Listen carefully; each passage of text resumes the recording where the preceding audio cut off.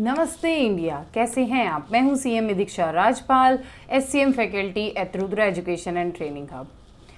तो हम एससीएम की थ्योरी से रिलेटेड टॉपिक्स की बात कर रहे हैं।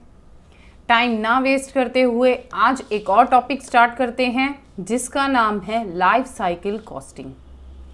तो चलिए देखते हैं, बहुत ही इजी सा एक कंसेप्ट है, उसको देखते हैं और स्टार्ट करते हैं आज के लेक्चर को। हम कर रहे हैं क्या, सीएमए फाइनल एससीएम का लाइफ साइकिल कॉस्टिंग।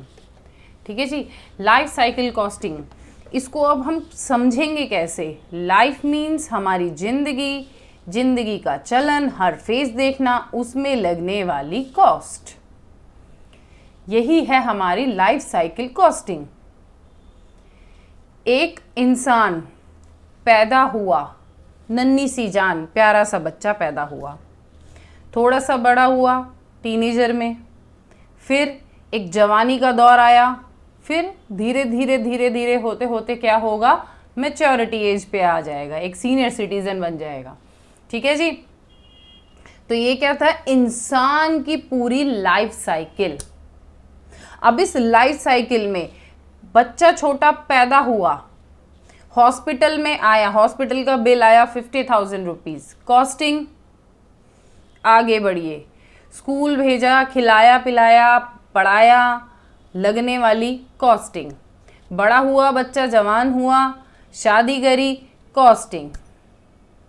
थोड़ी सी और बड़ी एज में आया, खुद कमाने लगा, फिर भी हम कॉस्टिंग तो लेके आएंगे ही आएंगे।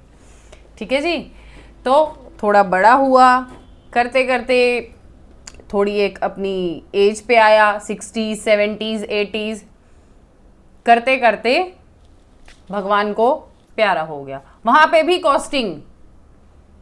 मैम आप कैसी कैसी बातें कर रहे हो, यही तो है लाइफ साइकिल की कॉस्टिंग, इंसान में लगने वाला पैसा। उसी तरीके से हम क्या पढ़ेंगे, एक प्रोडक्ट के ऊपर लगने वाला पैसा, from the starting to the end, जीवन से लेके मरण तक पूरे प्रोडक्ट पे लगने वाला पैसा, किसी भी चीज पे, किसी भी एसेट पे लगने वाला पैसा।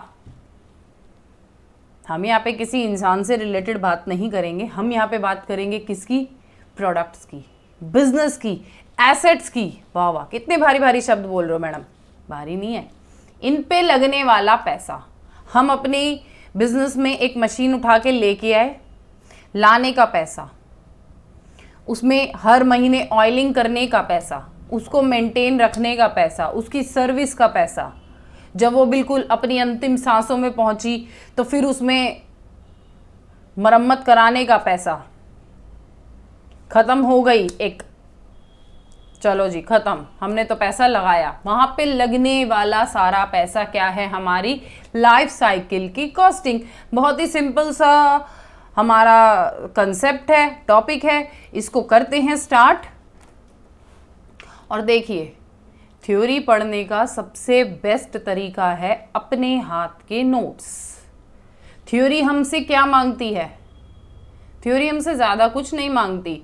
थ्योरी कहती है मैं आपको पूरी तरीके से समझ आऊंगी, पर कब, जब आप अपने इन प्यारे हाथों की मेहनत मुझे दोगे, जब अपने हाथों से नोट्स बनाओगे। ये नहीं हुआ हाँ दोस्त तूने बनाए नोट्स, चल मेरे को दे दे, उससे थ्योरी खुश नहीं हो पाती। थ्योरी खुश होगी आपकी अपनी मेहनत से। एक बारी नोट्स बनाइए, दो बारी उसको प्यार से समझ से पढ़िए, फिर देखिए वारे न्यारे थ्योरी पेपर में कहीं से भी आ जाए, आप अटेम्प्ट करके आएंगे। ये मेरी लाइफ का फंडा है, ये मेरे एग्जाम क्लियर करने का फंडा है, वही फंडा मैं आपको बता रही हूँ। तो चलिए लिखते हैं हम इसको LCC बोलेंगे, इतना बड़ा लिखना आसान नहीं है। LCC, life cycle costing is a method of adding up all the cost associated with an asset starting from its initial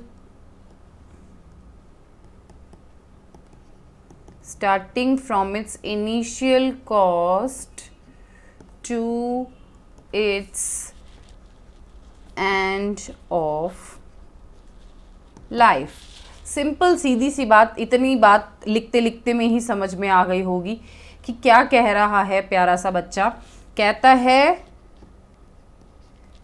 जीवन से मरण तक, शायद ऐसे ही लिखते हैं, मे भी ऐसे ही लिखते हैं, इस पे लगने वाला जीवन से मरण तक लगने वाली कॉस्ट। ठीक है जी, एक नन्हे से बच्चे से लेके एक बुजुर्ग इंसान बनने तक लगने वाली कॉस्ट क्या है? हमारी लाइफ साइकिल कॉस्टिंग। क्लियर है? चलिए आगे लिखिए।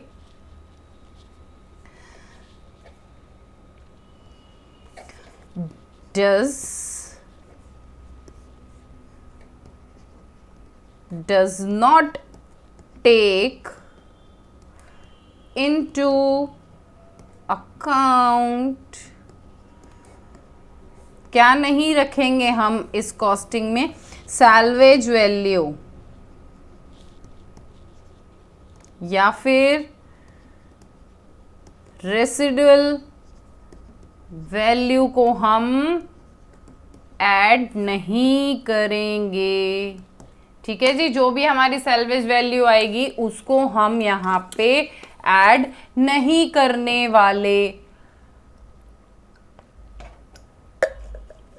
मरने के बाद बची कुची हमने किडनियां तो बेच दी, वर्क कर रही थी, वो नहीं लेनी भाई। मशीन का लोहा तो बचा था, सही सलामत था, हमने कहा बेच दो, कुछ तो मिलेगा, 100 200 300 400 कुछ तो मिलेगा भाई, वो नहीं लेना हमको। हमको क्या लेना है? कॉस्टिंग लेनी है। ठीक है जी, आगे बढ़िए, इतना लिख लो। इसी तरीके से फिर आगे बढ़ेंगे। चलिए जी, क्या कहना चाहता है? Basically LCC provides an estimate of the cost that an asset will incur in its lifetime। अपनी जिंदगी में जितनी भी कॉस्ट इनकर कर रहा है एसेट, कॉस्ट कौन इनकर कर रहा है? Asset in its lifetime, उसको हम बोलेंगे क्या? Life cycle costing. Simple.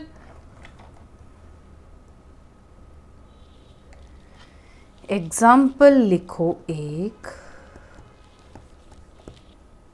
Example लिखिए। क्या?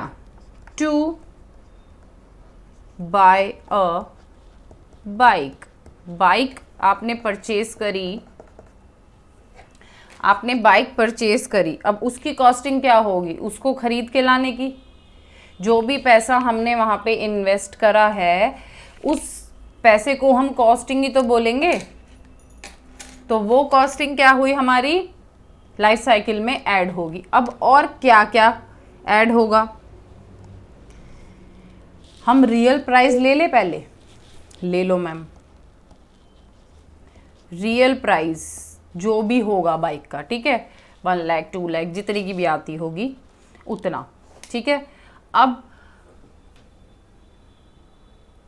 अब इतना होने के बाद हमने क्या किया है? इंश्योरेंस कराया होगा, बाकी सारी फॉर्मेलिटीज़ भी तो करवानी है, नहीं तो पकड़ लेंगे ट्रैफिक पुलिस वाले, फिर जो काटेंगे ना चालान वो भी भरना पड़ेगा। लो पहले इंश्योरेंस लो, बाइक का इंश्योरेंस लो, बाइक्स इंश्योरेंस, ठीक है। तो इसको लाइफ साइकिल में ऐड करेंगे, बिल्कुल करेंगे। उसके बाद कहीं कोई इंटरेस्ट लग रहा हो, हमने ईएमआई पे ली हो, तो वो भी तो ऐड करना पड़ेगा। हाँ जी मैडम करेंगे। फिर हमने क्या कहा कि पॉल्यूशन कराना है, ये सब फॉर्मेलिटीज़ करानी है, अदर मेंटेनेंस चाहिए हमारी बाइक को, अदर नेसेसरी मेंटेनेंस, ठीक है जी। तो ये लाइफ साइकिल में ऐड करेंगे। हाँ जी सर बिल्कुल ऐड करा जाएगा, जो भी पैसा लग रहा है उसको बाइक को चलाने का वो सब ऐड किया जाएगा, ठीक है जी। तो ये सब तो हमने किया परचेज। अब इतना कुछ परचेज करने इतना कुछ कॉस्टिंग लगाने के बाद हम क्या कहेंगे कि लाइफ साइकिल कॉस्टिंग क्या है, जो भी पैसा उसको यूसेज में लाने में लग रहा है, उससे बेनिफिट्स अचीव करने में लग रहा है, वो सब हम ऐड करते चलेंगे। तो आगे लिखिए, means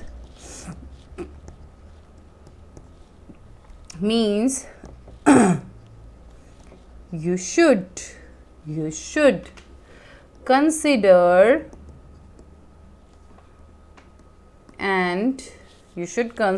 an budget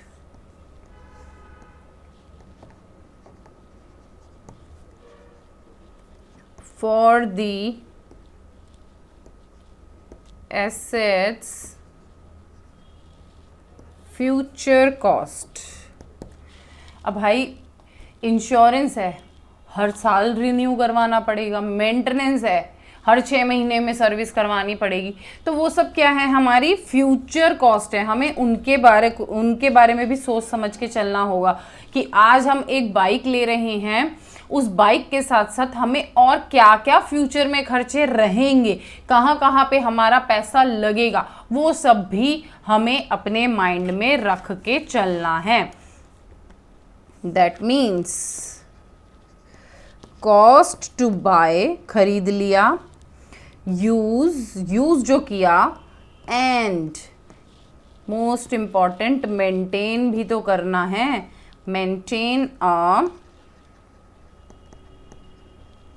business asset adds up.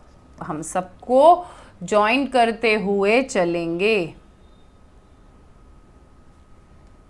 ठीक है जी। हम क्या यूज़ में लाने के लिए पैसा लगा रहे हैं, कैसे हम मेंटेन कर रहे हैं। कोई भी नहीं चाहेगा कि आज हमने कोई मशीन ली और वो 4 दिन बाद ख़राब हुई भी नज़र आए। नहीं जी नहीं, हम पूरी मेंटेन करेंगे, पूरी अपनी तरह से कोशिश करेंगे कि वो प्रोडक्ट आखिरी सांस तक चलता रहे, हमारा साथ देता रहे, ठीक है जी। तो इतना लिखो, फिर बढ़ते हैं आगे लाइफ साइकिल कॉस्टिंग में ही।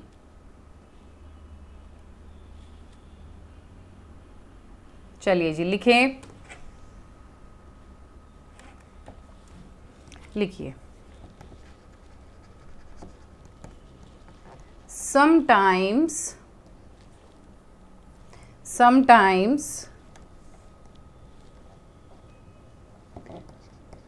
the term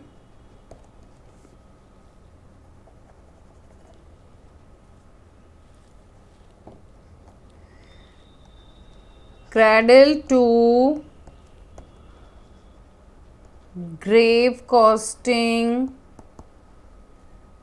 and worm to tomb, समझ गए।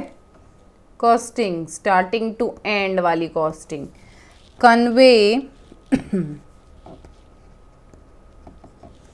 Convey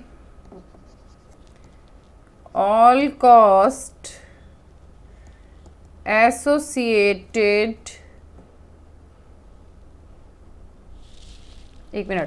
convey all cost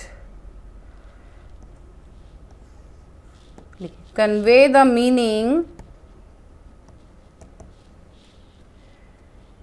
meaning of fully captured या फिर capturing.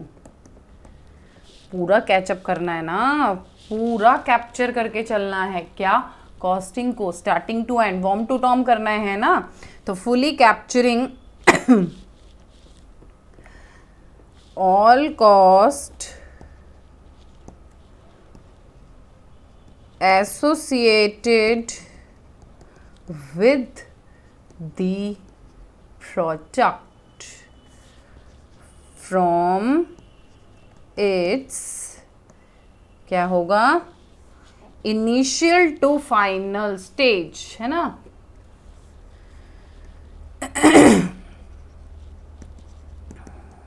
Initial to final stage, starting to end जो भी हमारी कॉस्टिंग रहेगी उसको कैप्चर करना ही तो ज़रूरी है। ये तो हमने किसके बारे में पढ़ा, हमारी लाइफ साइकिल कॉस्टिंग के बारे में। अब हम क्या पढ़ते हैं, प्रोडक्ट लाइफ साइकिल। एक प्रोडक्ट की लाइफ साइकिल कॉस्टिंग हम किस तरीके से करते हैं। तो चलिए लिखिए, प्रोडक्ट लाइफ साइकिल कॉस्टिंग, और इसको हम क्या बोलेंगे, PLCC। ठीक है जी, PLCC प्रोडक्ट लाइफ साइकिल। एक प्रोडक्ट हमने बनाया, मैन्युफैक्चर किया, डिज़ाइन किया स्टार्टिंग स्टेज से, ठीक है। अब उसको एंड तक लेके आना। सपोज करो जो पहले नोकिया वाले फ़ोन चला करते थे वो तब इनोवेट हुआ होगा, एक स्टार्टिंग स्टेज आई होगी, उसके बाद उसने एकदम ग्रोथ देखी होगी जब सबके पास ही वो छोटे छोटे से फ़ोन हुआ करते थे। फिर जैसे जैसे टेक्नोलॉजी चेंज होती गई वो फ़ोन मैच्योर होता गया, बहुत ही लिमिटेड लोगों के पास रहने लगा। उसके बाद क्या आया कि अब तो वो ख़त्म हो चुका है, भगवान को प्यारा हो चुका है। तो वो क्या है, एक प्रोडक्ट की लाइफ साइकिल थी, स्टार्टिंग टू एंड। अब एंड तो हो गया, तो टोटल ओवरऑल कॉस्ट हमने स्टार्टिंग में ही कैप्चर करी होगी, सोचा होगा, पूरे बजट्स बनाए होंगे कि हाँ हम ऐसा कोई फ़ोन लॉन्च कर रहे हैं तो उससे क्या होने वाला है, कितनी कॉस्ट लगने वाली है, क्या प्रॉफिट्स रहेंगे। प्रॉफिट्स भी हम यहाँ पे कैलकुलेट करके चलते हैं, एक बजट बना के चलते हैं कि हमारा प्रोडक्ट इतने की कॉस्टिंग ले रहा है, इतने में बिक जाएगा और यहाँ से हमें प्रॉफिट भी मिल जाएगा। तो उसके अकॉर्डिंग हम क्या करते हैं, हमारे बजट्स बना लेते हैं। यही है प्रोडक्ट लाइफ साइकिल। सिंपल है। लाइफ साइकिल कॉस्टिंग एसेट्स के लिए हो सकती है, प्रोजेक्ट्स के लिए हो सकती है, पूरे ओवरऑल बिजनेस के लिए हो सकती है। बिजनेस हम क्यों ही चाहेंगे कि एक मैच्योरिटी स्टेज पे आए, हम तो नहीं चाहेंगे। तो वो बिजनेस के लिए नहीं होगा, प्रोजेक्ट, पर्टिकुलर प्रोजेक्ट के लिए हो सकता है। अब एक प्रोडक्ट है, सपोज एप्पल ने अपना आईफोन लेके आया, तो वो आईफोन कभी 1 सीरीज आई होगी, 2, 3, 4, 5, 6 ऐसे करके सीरीज चल रही है ना। तो फोन ही है, लेकिन उसके साथ क्या होता जा रहा है, इनोवेशंस होती जा रही हैं, टेक्नोलॉजीज चेंज होती जा रही हैं। According to the time iPhone क्या हो रहा है, चेंज होता जा रहा है। तो क्या हम ये बोले कि जो आईफोन 1 रहा होगा वो आज खत्म हो गया है? नहीं, फोन तो वही चल रहा है, लेकिन कंपनी ने अपने आप को इस तरीके से मेंटेन कर लिया कि वो अपनी टेक्नोलॉजीज को चेंज करती जा रही है अकॉर्डिंग टू द टाइम। क्या हमारी कस्टमर की नीड है, हम अपने आप को इनोवेट करते जाएंगे। ठीक है जी। एक तो हुआ इस टाइप का प्रोडक्ट कि जिसको इनोवेशंस चाहिए। अब याद करो मम्मी के हाथ के वो सुबह वाले पराठे गरम गरम, जिस पे डलता है अमूल का बटर। अमूल का बटर, ये कैसा प्रोडक्ट आया? ये जब इनोवेट हुआ होगा अमूल का बटर, जब इनोवेट हुआ होगा तो क्या अमूल वालों ने सोचा होगा कि ये कभी मैच्योर ही नहीं होगा? जी हाँ, मतलब बटर का नाम जब आता है तो आप लोगों के और हमारे माइंड में एक ही नाम आता है, अमूल बटर। बेशक और कंपनियों ने अब बटर निकाल दिए हैं, बट अमूल का तोड़ कहीं नहीं है। मैं किसी प्रोडक्ट को प्रमोट नहीं कर रही, आप जो खाते हैं खाइए, बट एक फॉर एन एग्जाम्पल, वो प्रोडक्ट क्या हुआ, इनोवेट हुआ, उसकी एक ग्रोथ पीरियड आया, बट उस पीरियड की आज तक, उस प्रोडक्ट की आज तक मैच्योरिटी नहीं आई। अमूल बटर ने अपने आप को कभी भी डिक्लाइनिंग स्टेज पे आता हुआ नहीं देखा कि मेरी सेल्स डाउन हो रही हैं, ओ गॉड क्या करूं, कैसे अमूल को इनोवेट करूं। अमूल अपने आप को इनोवेट कर रहा है, वो अलग टाइप है, अलग अलग बटर्स लाना, ये लाना वो लाना, वो एक अलग मैटर है। मैंने बटर भी देखा, शायद हर्ब्स मिक्स करके आ रहा है, वो एक अलग है, वो प्रोडक्ट ही अलग है। अब ये इस प्रोडक्ट को क्या करा है कि एक लेवल पे लाके रख दिया है कि नहीं जी, इस प्रोडक्ट का कुछ नहीं होने वाला है, जहां है जितनी सेल्स जा रही हैं प्रोडक्ट बनाते जाओ और बेचते जाओ। तो इस टाइप का भी प्रोडक्ट है। इन चीज़ों को हम आगे आगे पढ़ते हैं, कैसे स्टेजेस आगे मूव करती हैं, क्या क्या होती हैं, क्या बेनिफिट्स होते हैं, क्या कैरेक्टरिस्टिक्स होते हैं, सब पढ़ेंगे। अभी हम फिलहाल करते हैं प्रोडक्ट लाइफ साइकिल को स्टार्ट। तो चलिए लिखिए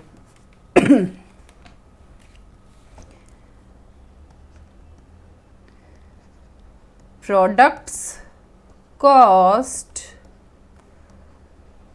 over its whole life, over its whole life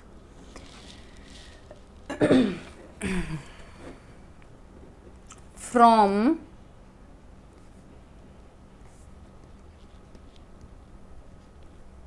inception to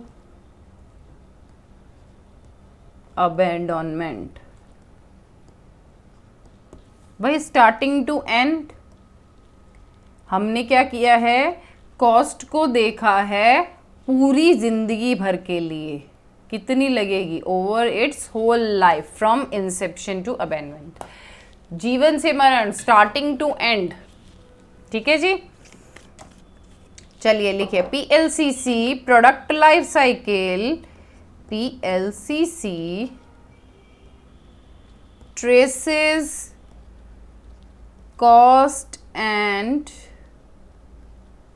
revenue of each product over several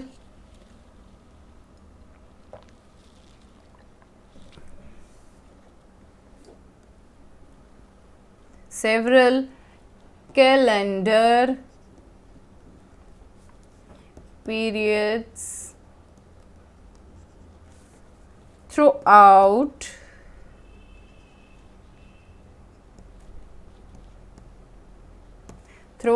their entire life cycle। Next point लिखिए,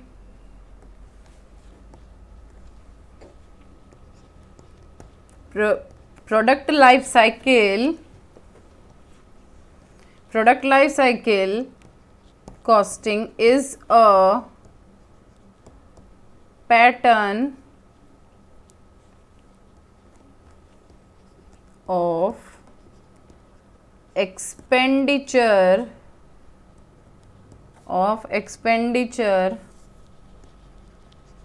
sale level, revenue and profit over the period from new idea, नया नया idea आया, new idea generation to the deletion of product from product range.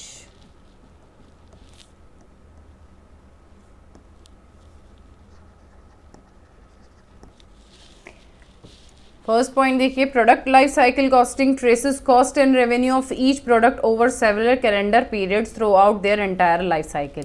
PLCC is a pattern of expenditure, sale revenue, sale level revenue profits over the period from the new idea generation to the deletion of the product from product range. starting to end कितने expenditure, कितने खर्चे हो रहे हैं, क्या हमारा sales level रहेगा उस प्रोडक्ट का, कितने रेवेन्यूज हम कमा पाएंगे, क्या प्रॉफिट्स रहेगा, ये सब हम कैलकुलेट करेंगे प्रोडक्ट लाइफ साइकिल के अंदर. कॉस्ट कितनी लग रही है, क्या प्रॉफिट्स रहने वाला है, कितने मार्जिन्स रहेंगे, वो सब कुछ कैलकुलेट होगा PLCC में. ठीक है जी, आइए आगे बढ़ते हैं और लिखते हैं characteristics of product life cycle.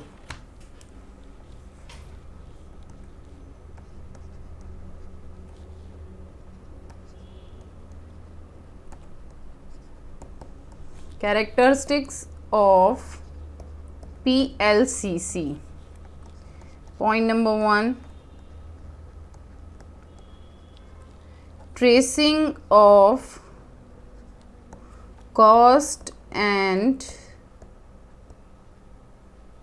revenue of a product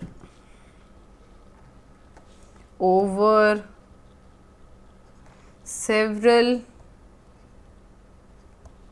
calendar periods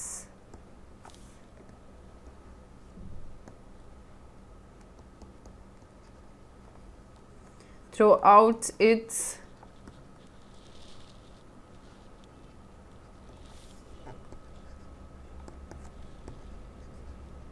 life cycle. ठीक है जी, क्या ट्रेस करना है हमने, cost and revenue over its entire life. Second point लिखिए, PLCC trace research and development, R&D. PLC trace research and development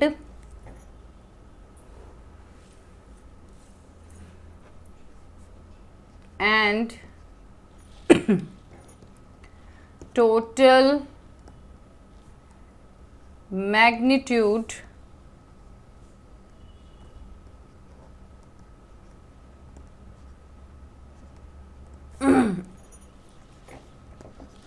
of these cost for each individual product and compared with product revenue.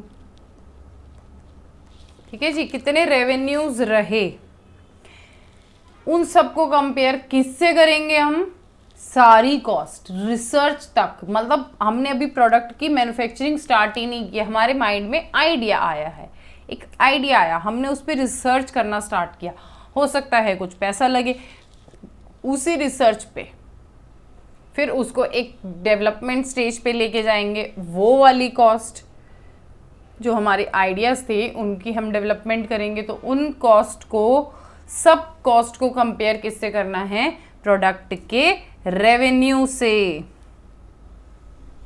ठीक है जी. Third point लिखिए, assist report generation for cost and revenue. ठीक है, एक report बन जाएगी जिसमें हम क्या लिखेंगे, जो भी प्रोडक्ट की कॉस्ट रहेगी, जो भी प्रोडक्ट के रेवेन्यूज रहेंगे, उन सबको। अब हम कहाँ चलते हैं, हम चलते हैं फेजेस में, phases of the product life cycle. Product की लाइफ साइकिल में कौन कौन से फेजेस रहेंगे, उन सबको एक बारी देखते हैं।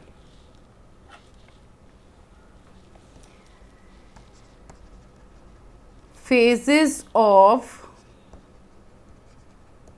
Product life cycle.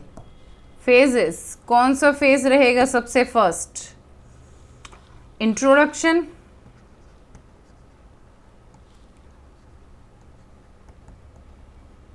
मेरे माइंड में ना एक प्रोडक्ट का आइडिया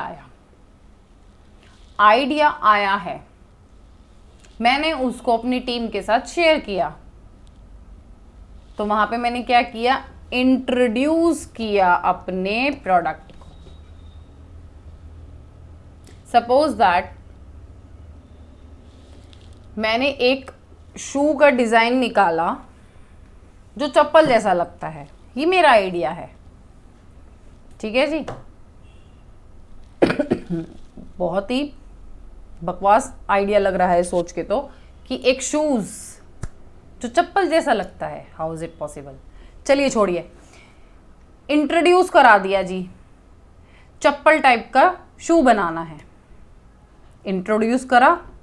अब इसी इंट्रोडक्शन स्टेज पे हमने सपोज ऐसे 10 शूज बनाए, तो उन शूज को बनाने के लिए जो भी हमारी कॉस्टिंग लगी, हम अपनी लाइफ साइकिल कॉस्टिंग में ऐड कर लेंगे। फिर मार्केट तक पहुंचाना है, उन 10 शूज को भी कस्टमर्स के सामने लाना है।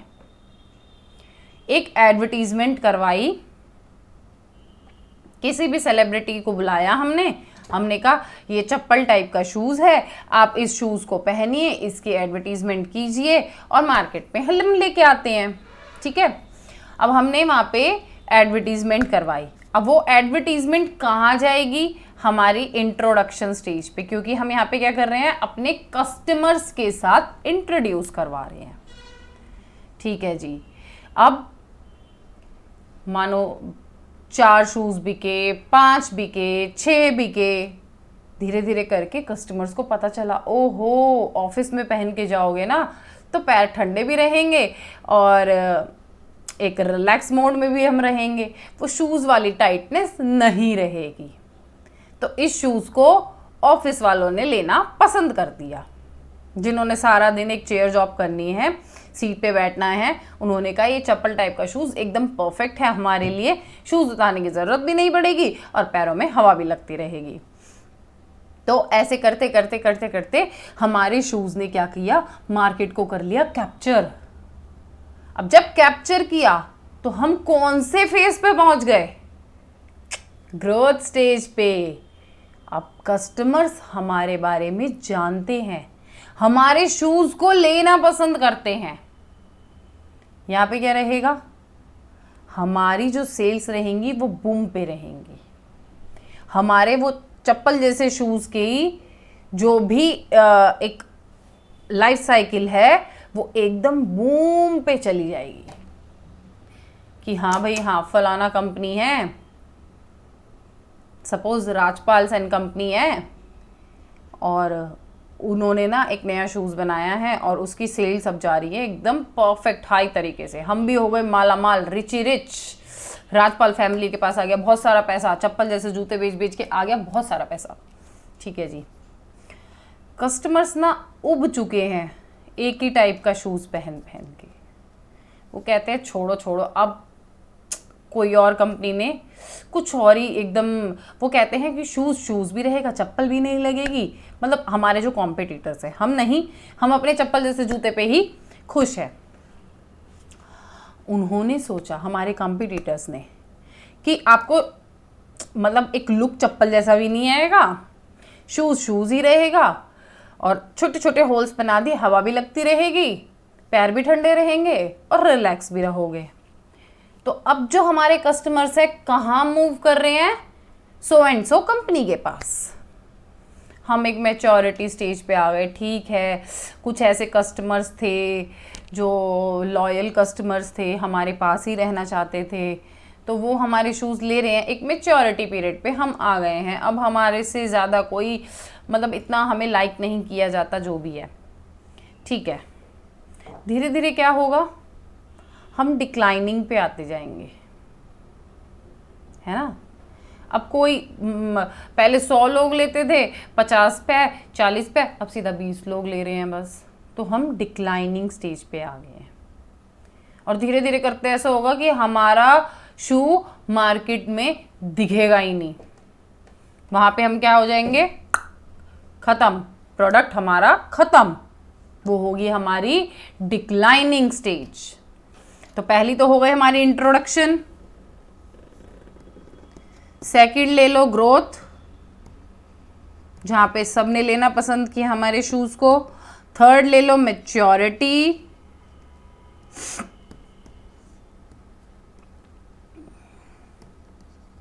और फोर्थ ले लो डिक्लाइन। ठीक है जी, डिक्लाइनिंग स्टेज आ गई हमारी। ये तो हमारी हो गई 4 स्टेजें।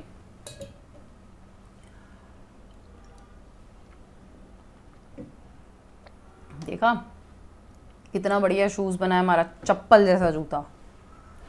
First time I hear this.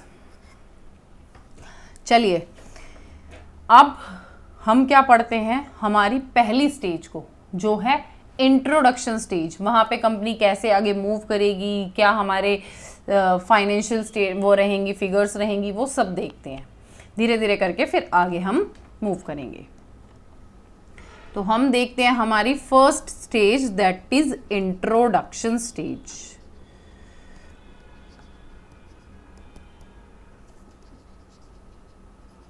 अब तो आप लिखते चलिए और आपको समझ में आता जाएगा। चलिए फर्स्ट टाइम लिखिए, फर्स्ट पॉइंट लिखिए आप, लिखिए first time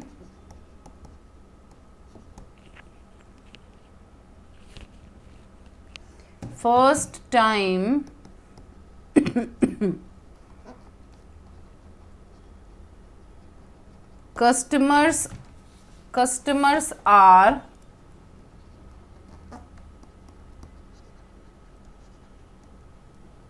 introduced to the new product. Second, a company must includes a investment in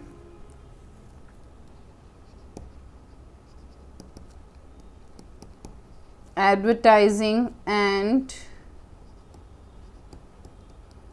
marketing campaign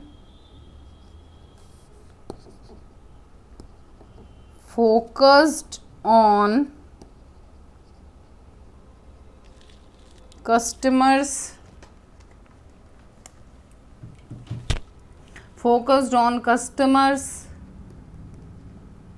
aware of the products and its benefits.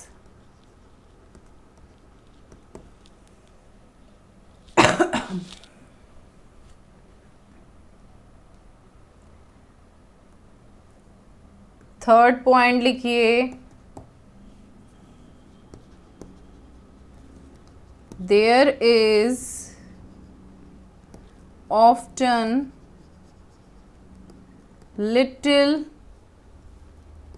To no competition. नया नया product आया है ना, इसलिए कोई कंपटीशन नहीं है।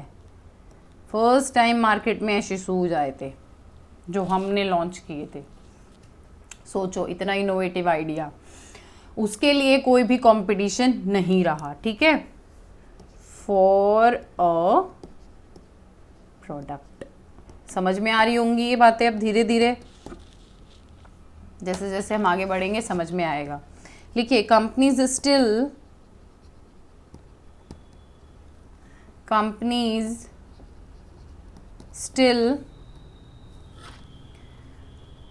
often experience negative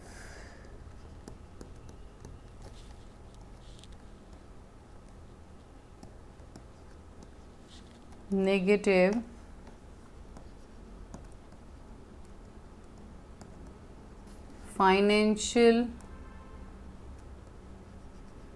results at this stage।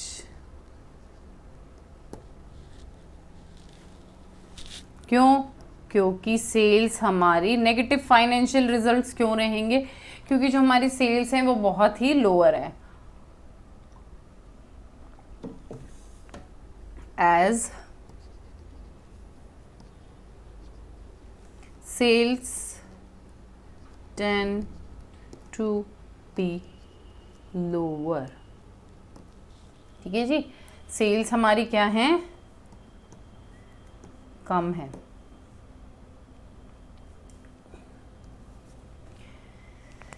Next point लिखिए,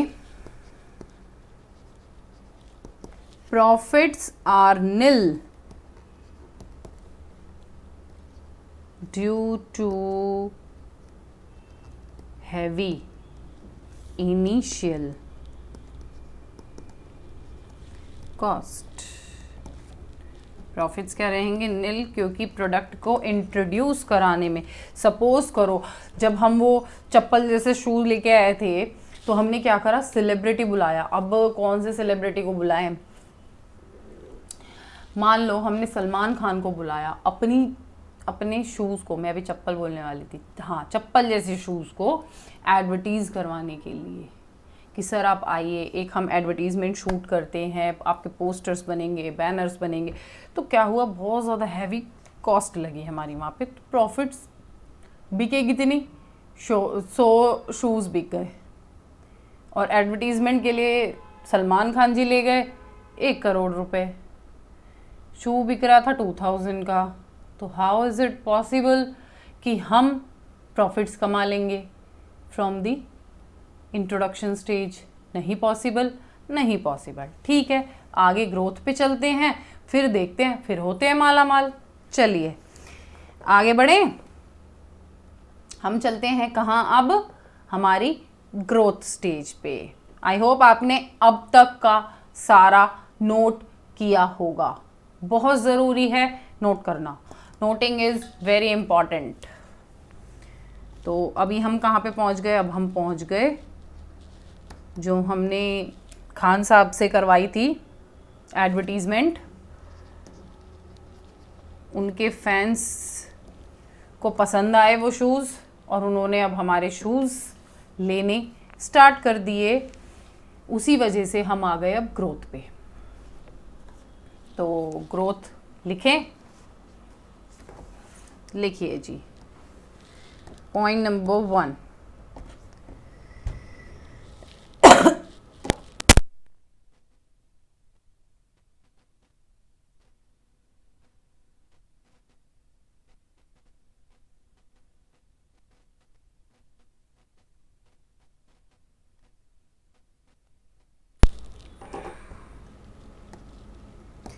लिखिए, if the product is successful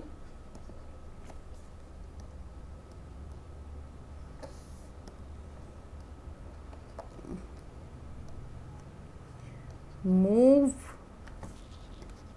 to next stage. अगर प्रोडक्ट हमारा सक्सेसफुल रहा, दैट इज सक्सेसफुल होगा हमारा प्रोडक्ट तो कहाँ मूव कर जाएगा, ग्रोथ स्टेज पे। ठीक है जी, ग्रोथ स्टेज का पॉइंट नंबर 1 लिखिए, this is characterized by growing demand and increase in production भी तो बढ़ेगी, and expansion in its availability।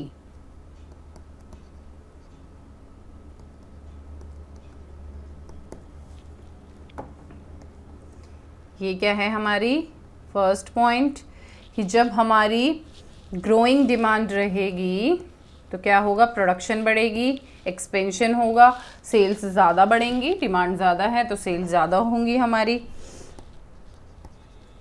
Second point लिखिए, during the growth phase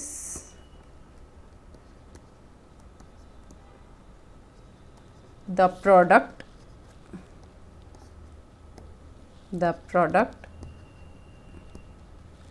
becomes more popular and recognizable।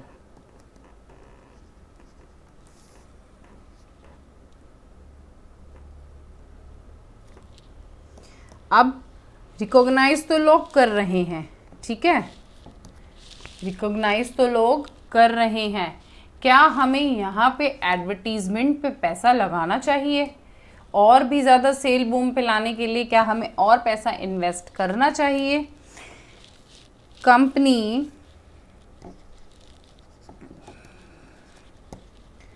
में still choose to invest heavily in advertising if the product faces heavy competition।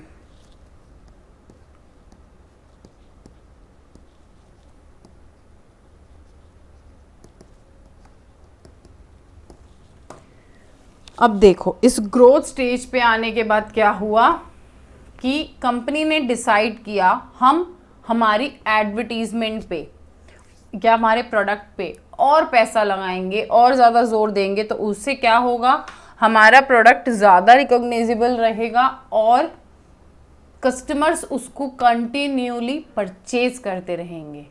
हमारे वो वाले example की तरह नहीं जहाँ पे राजपाल एंड सन्स ने कुछ नहीं किया था, वो वाला एग्जाम्पल नहीं।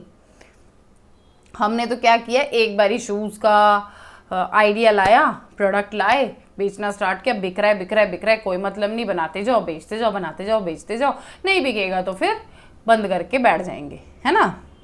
हमारे कॉम्पिटिटर्स ने अलग प्रोडक्ट ले आए। अब यही कंपनी क्या करे, चूज करे, दिमाग दौड़ाए कि क्या हम और पैसा इन्वेस्ट कर लें, क्योंकि हमारे कॉम्पिटिटर्स हमें एक कड़ी टक्कर दे रहे हैं, तो उसके लिए हम क्या करेंगे, और पैसा इन्वेस्ट कर लेंगे। तो चलिए आगे देखें कंपनी और क्या करेगी। Third point,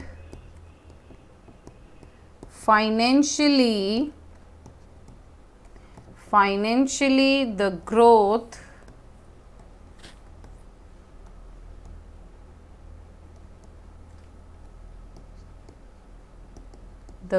period of the product life cycle results in increased sales and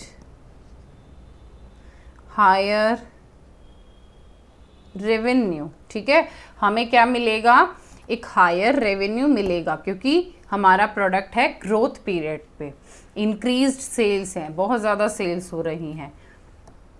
but as competition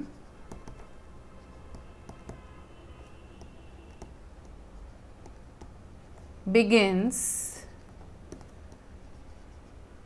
to offer rival product, potentially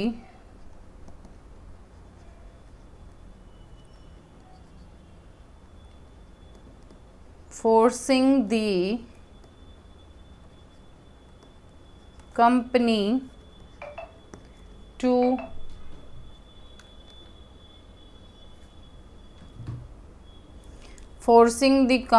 to